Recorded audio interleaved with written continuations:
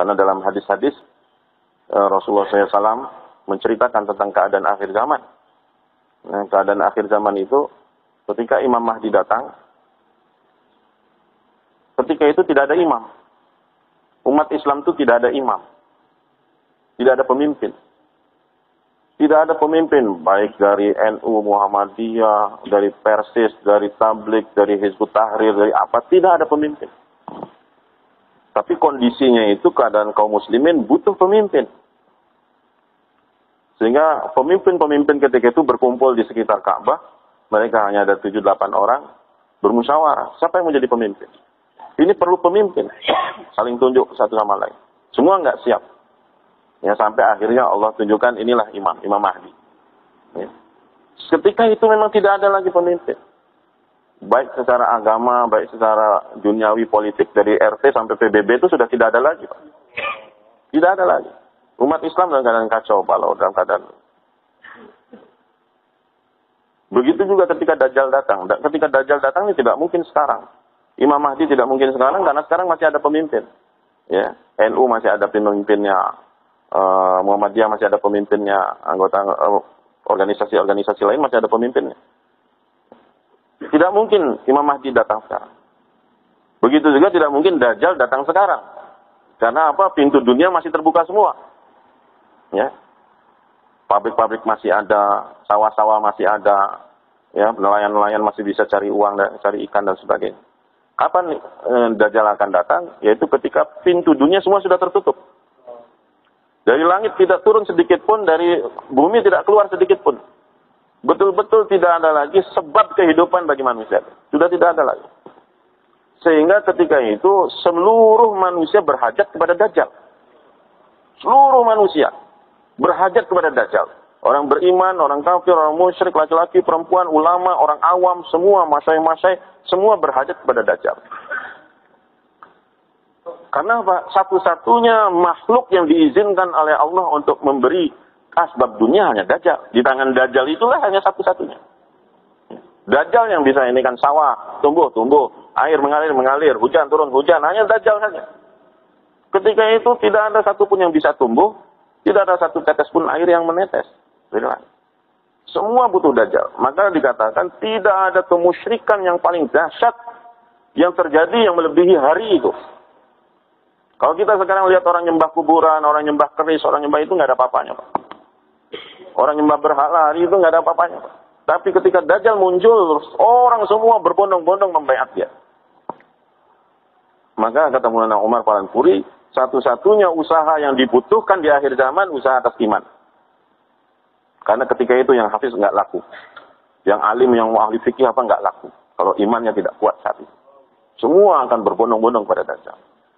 Siapa yang bisa bertahan? Di Palu kemarin saja, di Lombok kemarin saja terjadi tsunami, mereka tidak dapat bantuan, mereka merampok. Betul nggak, Pak? Nggak tahan. Ya, mobil-mobil dicegat di ini dan sebagainya, karena tidak tahan, mereka lapar. Mereka harus merampok ini, mereka harus hancurkan toko-toko, mereka ambil makanan, mereka minuman, karena tidak tahan. Dan itu terjadi bukan sehari dua hari, hadis muatal. Kelaparan itu melanda, sehingga memang tidak ada asbab duniawi ketika itu kecuali di tangan Dajjal. Orang berbaiat berbondong-bondong. Perempuan-perempuan kita apalagi berbondong, mereka lari, nggak peduli suami, nggak peduli hati. Dan Dajjal akan keliling seluruh dunia. Makanya kondisi itu adalah kondisi yang tidak bisa kita bayangkan sekarang. Ya. Kita tidak bisa bayangkan. Bahkan Imam Mahdi ketika muncul itu dikatakan manusia, jumlah manusia ketika itu tinggal sedikit. Sangat-sangat sedikit jumlah manusia. Ya, yang haji aja ketika itu 313 yang pergi haji. Kita sekarang masih jutaan. Lalu apa penyebabnya? Itu apa bisa terjadi? Bagaimana bisa terjadi kok pemimpin semua tidak ada? Ya, kemudian asbab dunia pun sudah tidak ada. Satu saja penyebabnya adalah bencana. Karena bencana. Bencana ini akan luar biasa, entah bintang yang jatuh, entah komet yang nubruk kita, entah gempa yang berterusan dan sebagainya. Ya. Itu akan terjadi, tapi belum kiamat. Dan saya yakin bahwa Indonesia ini habis.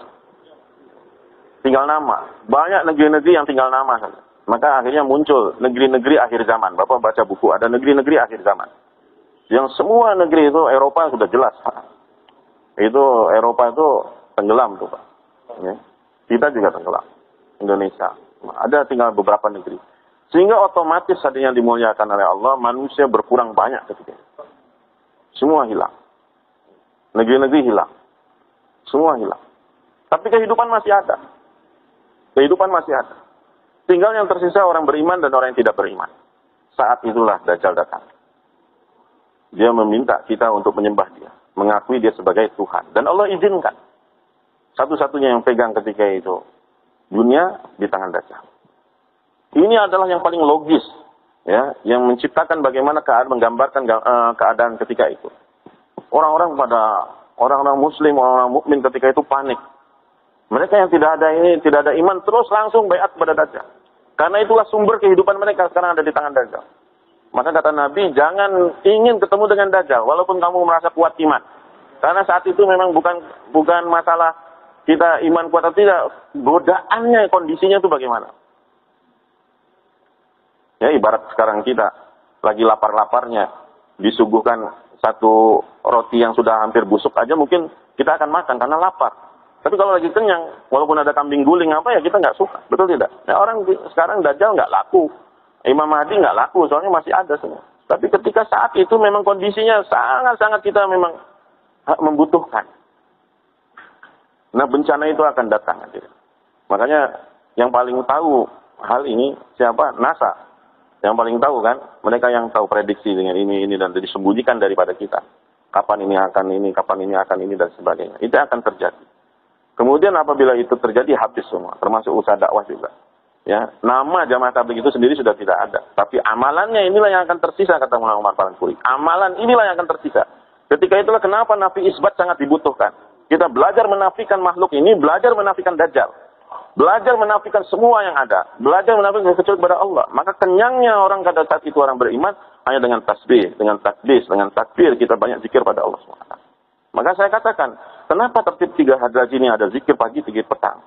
Beda Pak. Kalau Bapak sungguh-sungguh zikir pagi, zikir petang dengan perasaan, inilah makanan saya. Di akhir zaman inilah makanan saya. Subhanallah, alhamdulillah, Allah Akbar, astagfirullah, salawat, betul-betul. Ya. Kalau kita rasakan itu, kita akan aman. Para masyarakat itu memelatih kita hal itu. Itulah makanan kita. Makanan pagi dan makanan petang kita, itulah makanan kita. Kita diarahkan ke sana. Dan pada saat itu sudah tidak ada lagi kendaraan. Tidak ada listrik, tidak ada apapun. Ya.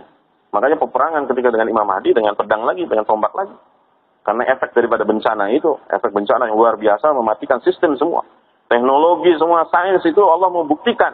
Bahwa saat itu yang dibanggakan oleh manusia hancur seketika. Habis seketika, tidak berfungsi sedikit pun. Makanya kenapa? Kembali kuda-kuda digunakan. Jalan kaki digunakan. Inilah jalan-jalan kaki ini. Kenapa dipentingkan di akhir zaman? Mana ada organisasi sekarang, organisasi agama yang besar bagaimanapun yang menganjurkan jalan kaki? Ada nggak Pak? Tidak. Usaha dakwah ini saja. Sampai kita mesti 3 hari jalan kaki. 4 bulan jalan kaki. Ya. Ini. Semua ini diarahkan kepada akhir zaman. Nafi isbat omongan kita supaya akhir zaman. Ya, tasbih kita zikir pagi petang untuk akhir zaman. Jalan kaki untuk akhir zaman. Supaya kita ini betul-betul siap. Karena itu akan terjadi di zaman kita. Tidak ada lagi usaha yang paling berhubung dengan akhir zaman ini kecuali usaha ini. Mohon maaf Pak, bukan kita menginginkan lemahkan usaha lain ya. Tapi inilah yang paling realistis ya. Paling logis untuk menyikapi akhir zaman. Nah bencana itu datang, hadirin yang dimuliakan tentu ada asbab. Ya. Allah SWT tidak mungkin menurunkan bencana tanpa sebab. Ya. Dalam Al-Quran semua sudah kita ini kan apa ahlaknahum bizunubihim. Ya. Karena apa? Karena dosa. Karena dosa. Ini semua ini pasti turun karena dosa kita. Entah meteor, entah apa dan sebagainya. Sekarang ini hadirin SWT BNPT apa namanya tuh? Yang badan meteorologi itu kan? Sekarang sudah tidak bisa melacak lagi. Ya. Tidak bisa membaca lagi. Ya seperti yang di Palu kejadian, di Banten kejadian, sudah tidak bisa membaca ya, teknologi mereka ini bagaimana datangnya musibah, tsunami dan sebagainya. Artinya apa? Hadirin semua sudah tidak bisa diandalkan. Ya. Karena apa? Penyebabnya adalah dosa. Karena dosa. Nah pertanyaannya dosa apa? Kan begitu Pak. Dosa apa sih sekarang yang bikin marah Allah SWT sampai murkanya menghancurkan dunia ini sampai sehabis-habisnya? Tapi orang masih dibiarkan hidup, belum hari kiamat lagi. Dosa pembunuhan zaman Nabi Adam. LGBT zaman Nabi Lut. Ya, anak durhaka zaman Nabi Nuh. Cinta dunia Fir'aun, ya, Korun. Cinta jabatan Korun, korupsi zaman Haman. Ya, semua sudah ada. Maka para saya katakan bukan dosanya yang baru, tapi pelaku dosanya yang baru. Kalau dulu dilakukan oleh orang-orang fasik, orang-orang mujrim, orang musyrik, orang kafir, tapi ini akhir zaman dilakukan oleh dai-dai Allah SWT. Dulu orang awam yang buat. Dulu ahli ibadah masih buat. Orang sholat, orang haji, tapi masih berjudi, masih. Terakhir ulama-ulama su akhir zaman. Tapi yang paling parah ini adalah dai-dai akhir zaman. Pendosa-pendosa baru ini yang ngusir jamaah, yang mencaci maki ulama. Dulu orang-orang awam. Betul. Yang menghujat, yang memfitnah, yang berbohong, yang berdusta. Ya, dulu orang-orang. Sekarang dai berani berbohong. Dai berani berfitnah. Dai berani mencaci ulama. Ini. Maka kalau saya katakan, bisa jadi kalau Allah murka gara-gara kita ikhtilaf sekarang ini, hadirin. Malam ini datang bencana, udah besok kita harus makan dengan tasbih. Betul tidak? Kalau malam ini Allah marah. Kalau murka mereka makin menjadi-jadi, Allah tambah murka. Bisa jadi malam ini, bisa jadi minggu depan. Dan Allah tidak bisa dihalang-halangi kalau Allah mau turunkan bencana. Bukan satu perkara yang ini nanti jauh, tidak. Inilah sumbernya. Maka kita tinggal memperbaiki diri hadirin semua. Jangan terpancing, jangan. Ketika Imam Mahdi sudah muncul dengan tentaranya, itu pun hadirin, Allah masih seleksi lagi. Sudah jadi tentara Imam Mahdi nih, Allah masih seleksi lagi. Peperangan saat itu, Imam Mahdi yang dihadapi oleh Imam Mahdi dan tentaranya bukan main-main hadirin. Itu sudah mulai ujian-ujian yang luar biasa. Sampai akhirnya pasukan Imam Mahdi itu terbagi menjadi 3. Yang satu kelompok, mereka lihat kondisi peperangan di lapangan kayak begini, mereka tidak tahan. Akhirnya mereka pun berbalik, mereka lari. Inilah yang dikatakan mereka ini, taubatnya tidak diterima sampai hari kiamat pun tidak akan diterima. Seburuk-buruknya orang. Padahal sudah jadi tentaranya Imam Mahdi. Yang kedua, kelompok yang kedua, mereka yang terus berperang sampai mati syahid.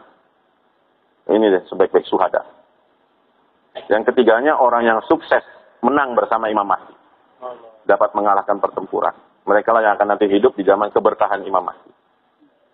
Lihat Pak, sudah jadi tentara Imam Mahdi pun masih diseleksi lagi oleh Allah.